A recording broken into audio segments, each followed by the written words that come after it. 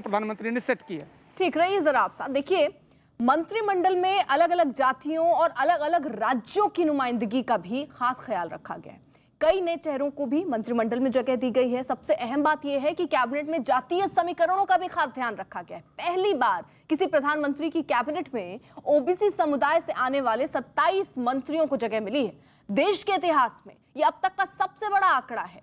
12 दलित समुदाय से आने वाले नेताओं को मंत्री बनाया गया है, जिनमें 3 को कैबिनेट मंत्री बनाया गया, जबकि अल्पसंख्यक समुदाय के 5 नेताओं को मंत्रिमंडल में जगह दी गई। इसके अलावा 11 महिलाओं को भी प्रधानमंत्री की कैबिनेट में शामिल किया गया। कैबिनेट विस्तार के दौरान युवाओं को खास तरजीह दी गई। कुल मंत्रियों में 14 मंत्री ऐसे हैं जिनकी उम्र जो है वो 50 साल से कम है।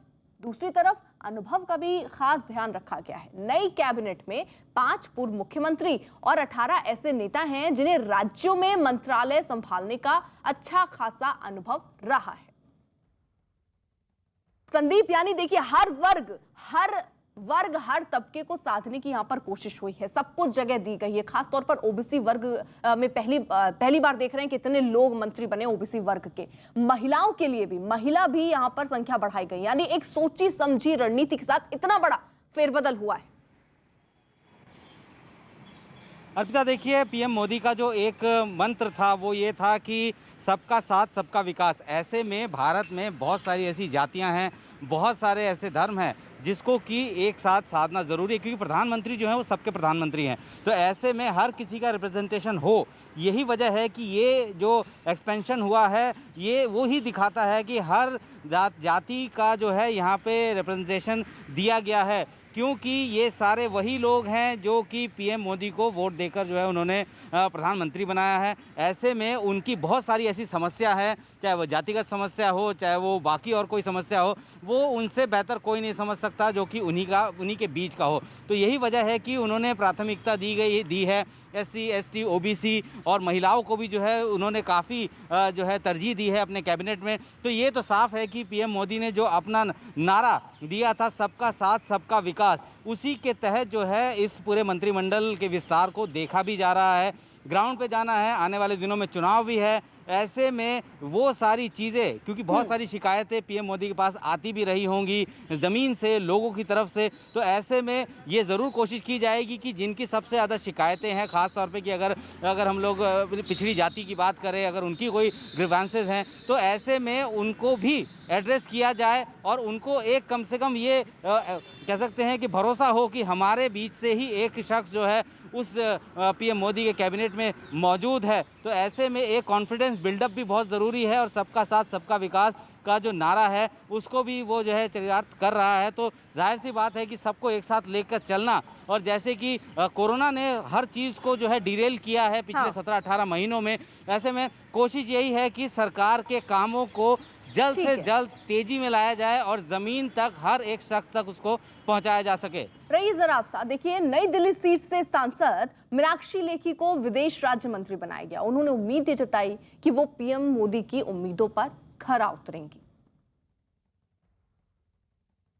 हमारे साथ है केंद्रीय मंत्री मीनाक्षी लेखी जी। मीनाक्षी, सबसे पहले तो इसलिए भी मुबारकबाद कि आप दिल्ली से प्रतिनिधित्व करती हैं, और इस बार जो खास चीज देखी गई कि मंत्रिमंडल में महिलाओं को काफी सम्मान दिया गया, उनका उचित प्रतिनिधित्व किया गया।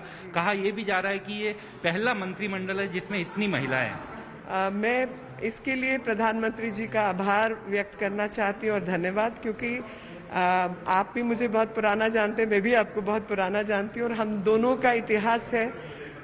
काम हमने बहुत किए होंगे, लेकिन सशक्त महिलाओं को लेकर बहुत काम किया।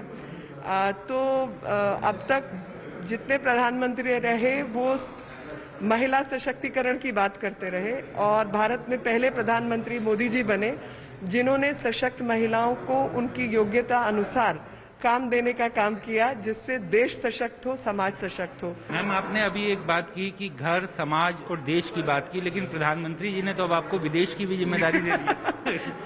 विदेश की जिम्मेवारी भी देश की ही जिम्मेवारी है।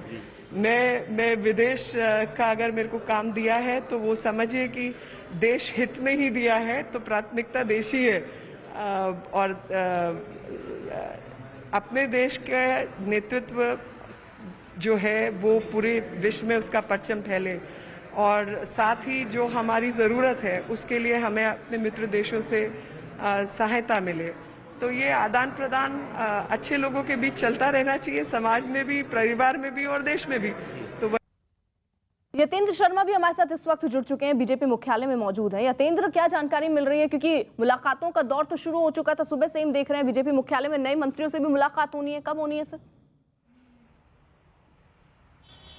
देखिए, लगातार सुबह से ही नए मंत्रियों के साथ मुलाकातों का दौर चल रहा है। सबसे पहले बीजेपी अध्यक्ष जेपी नड्डा ने ऐसे 3 मंत्रियों को बुलाया जिन्होंने कल शपथ ली, और जो पार्टी संगठन में पदाधिकारी थे, जिसमें भूपेंद्र यादव राष्ट्रीय महासचिव हैं, इसके अलावा अन्नपूर्णा देवी और विश्वेश्वर टुडू भी इसमें शामिल थे। तो इन तीनों को अपने घर पर बुलाया। इसके बाद शोभा करांदेजले वहां पर जेपी नड्डा से घर पर उनके मुलाकात करने पहुंची। इसके अलावा जो बाकी के मंत्री थे जिनका पोर्टफोलियो चेंज हुआ या जिन्होंने नए मंत्री के तौर पर अपना चार्ज संभाला, वो उनको बीजेपी ऑफिस पहुंचने के लिए बोला गया था और कहा गया था कि राष्ट्रीय संगठन मंत्री बीएल संतोष उससे मिलेंगे। लेकिन इसके साथ ही पंडित दीनदयाल उपाध्याय और डॉक्टर श्यामा प्रसाद मुखर्जी की जो प्रतिमाएं, उन पर माल्यार्पण करेंगे। यानी कि एक मैसेज पूरे देश भर में बीजेपी की तरफ से देने की कोशिश की गई कि मंत्रियों को विचारधारा के साथ जोड़ना, और जो बीजेपी का विजन है, जो पार्टी का विजन जो लोकसभा चुनावों में लेकर गई थी, वो पार्टी कार्यालय जरूर आए और उस विजन का एक मैसेज